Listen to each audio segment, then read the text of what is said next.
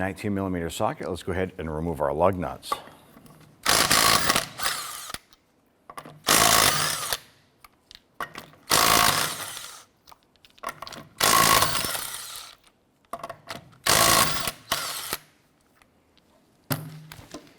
Now let's go ahead and remove our wheel and set it aside. Using a 15mm deep socket, we're going to go ahead and remove our sway bar end link nut, securing that to the strut.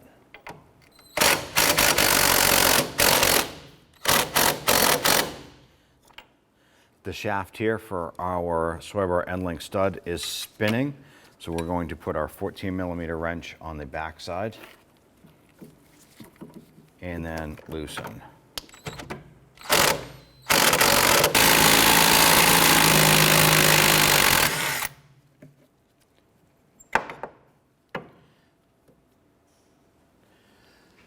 We're going to go ahead and remove the 21mm nuts from our two strut bolts here.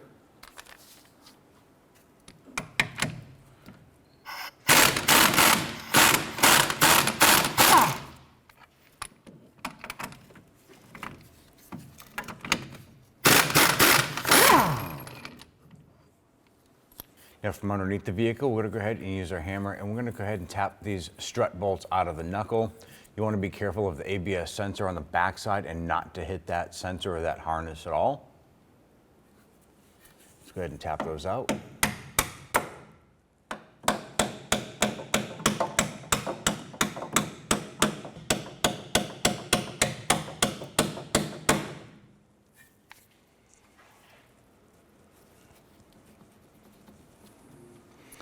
We're not able to pull our bolt out right away, so we're going to use a small punch, and we'll get that in the back side of that and tap those through.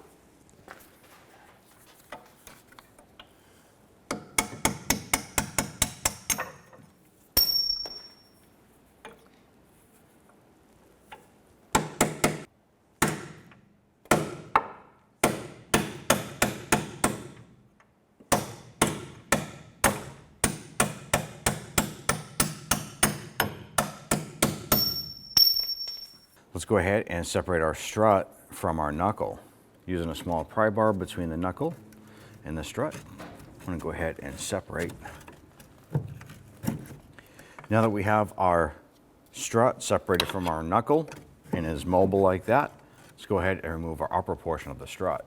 From inside the trunk area, what you want to do is go over to the passenger side wheel well liner, simply pull this down and away.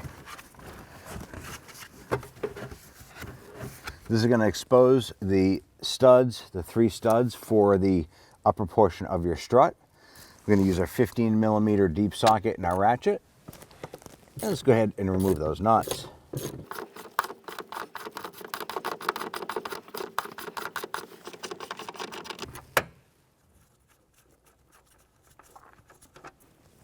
Now for clearance purposes here, using our deep socket and our ratchet, it's going to interact there. It's going to cause interference. We're switching over to a gear wrench. Allow us a lot more room to go ahead and work.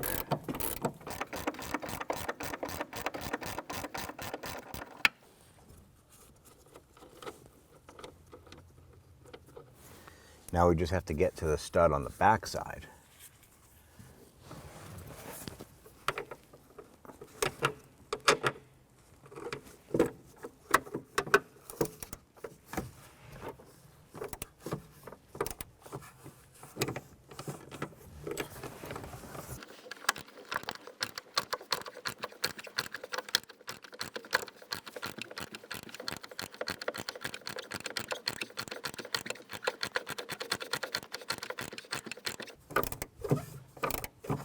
Now you want to take into consideration that the last nut that you take off here is the last nut holding the strut in place.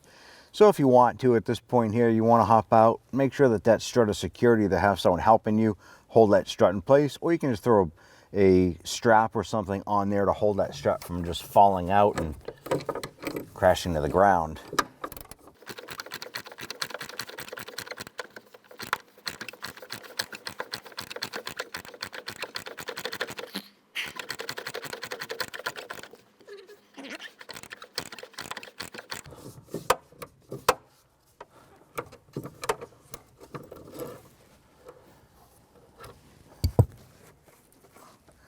All right, we got our third nut off of the strut tower here.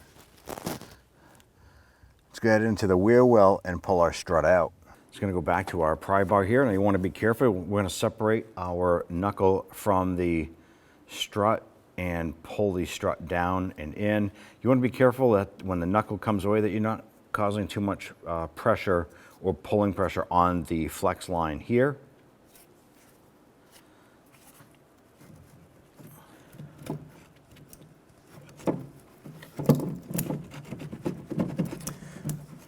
And work that knuckle and press that strut down while we're doing this.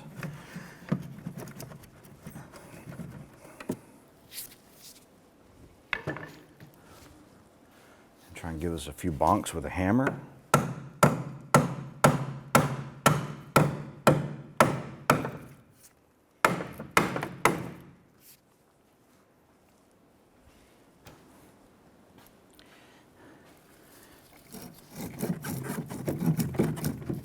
Work our strut free down below.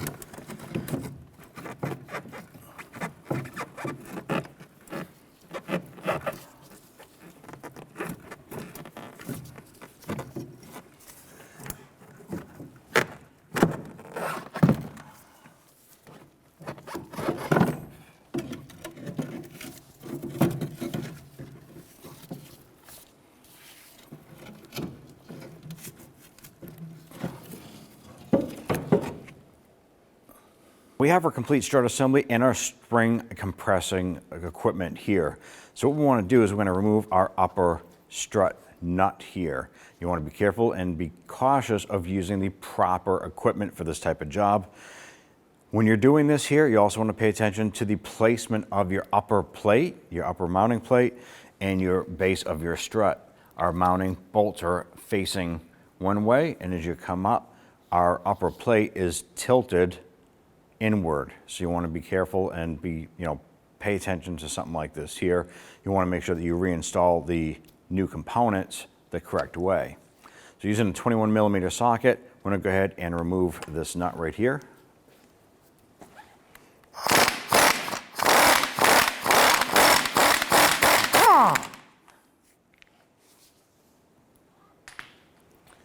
Remove the nut, our cap. Set that aside.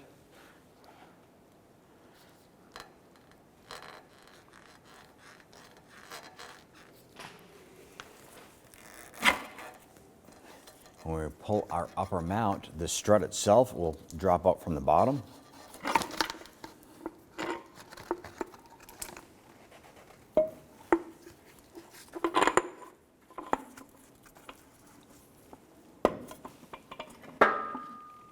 And we have our new strut here, and we have our retention rod. Simply going to push down. Go ahead and pop that rod off and let that strut expand up. Then we can go ahead and remove our rod here. You can discard that.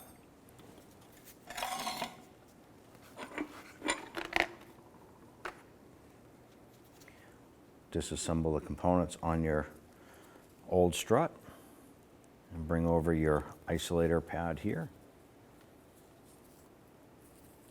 And make sure that we get this lined up like so. So where the spring fits into this isolator or insulator pad, it's just a rubber mount here. You can see where the tail of the spring would fit. The strut tray is actually notched out for that, so it makes it pretty easy to line this up and put it into the right position. So go ahead and set that down. Next, you want to take your bellows. Make sure everything is solid inside and your bumper is still good. Remove that upper nut. Slide your bellows and bumper down and over the strut. Let's go ahead and feed our strut up and into the upper mount.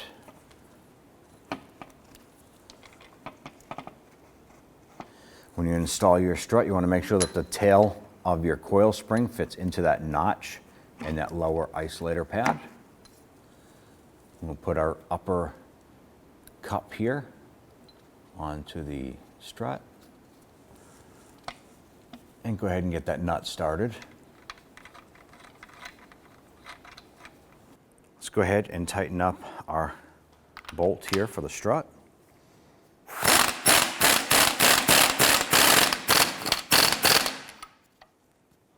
Now that we're all fully assembled, let's go ahead and release that spring tension.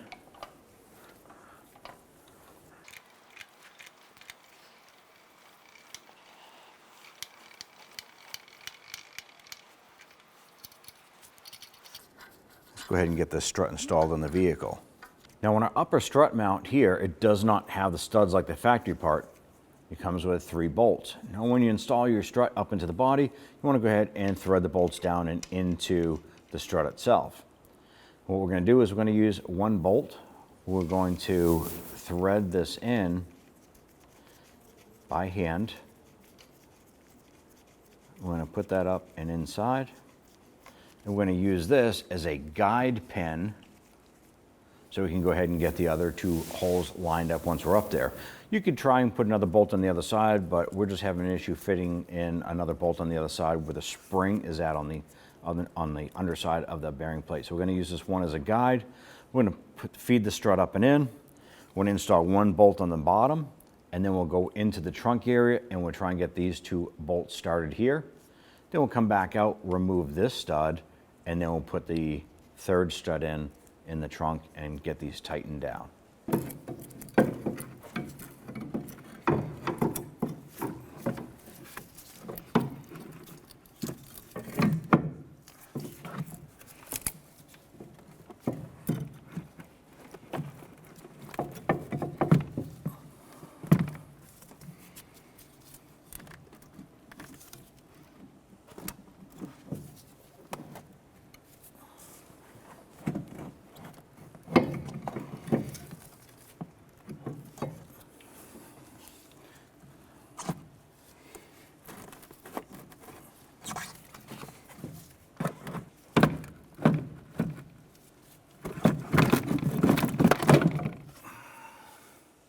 We're going to take our lower strut bolt.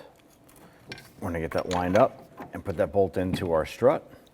That's going to allow us to go ahead and pivot our strut back and forth. Now, with the vehicle lowered down a little bit, what we're going to do is use our jack underneath our knuckle, and we're going to go ahead and jack our strut up and into the body. That 1 bolt that we installed on our strut, we're going to go ahead and jack up the strut and get that stud to poke into the body, and that'll help us line things up.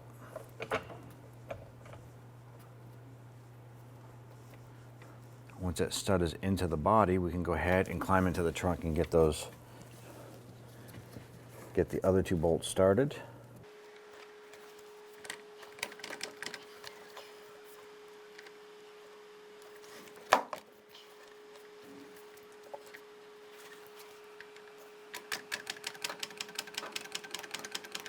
Now that we have that 1 stud lined up into the body, we can now reach into the trunk and go ahead and start threading in the other bolts. Now we have our 3 bolts started here. Let's go ahead and use a 13mm gear wrench to go ahead and tighten these down.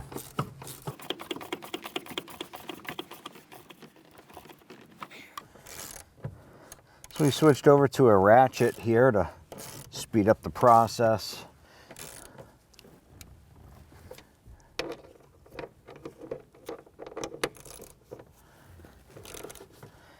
Make sure these bolts are in nice and snug.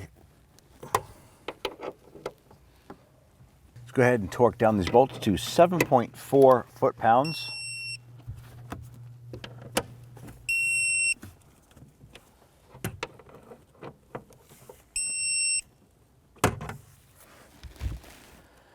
And take our rubber cap here. Go ahead and work that into place.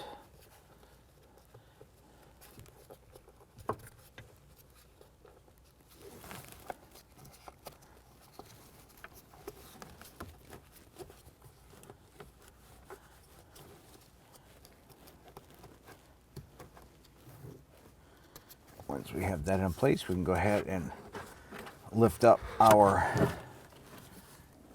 liner here.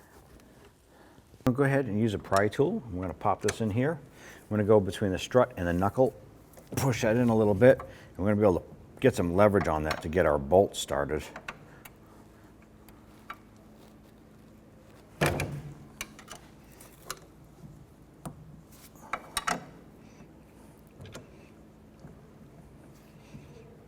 Once we get our bolt started on there, let's go ahead and tap that in.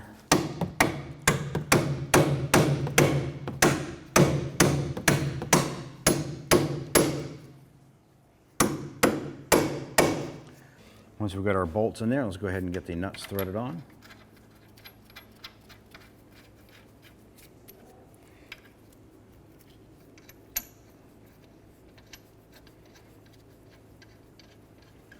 We're going to use our 18mm wrench on the bolt side, and then we're going to go ahead and tighten these nuts down.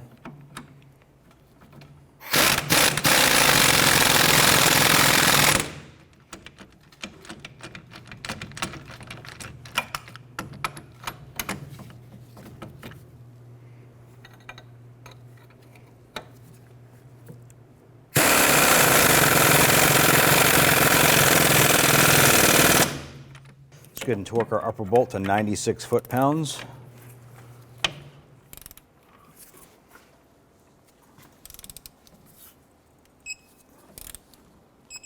And then do the same for the lower bolt. I'm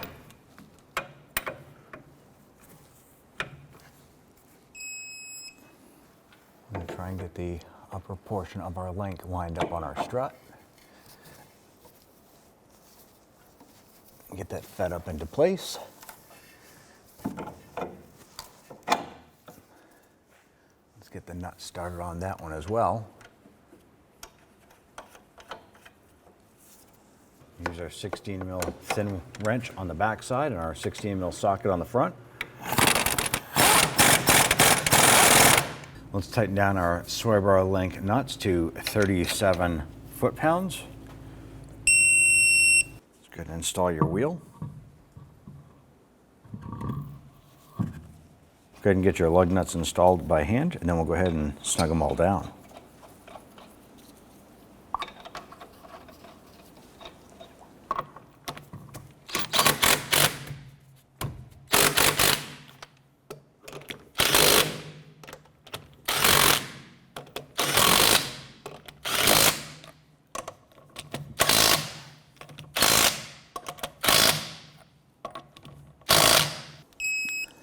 Torque your lug nuts down to 100 foot-pounds.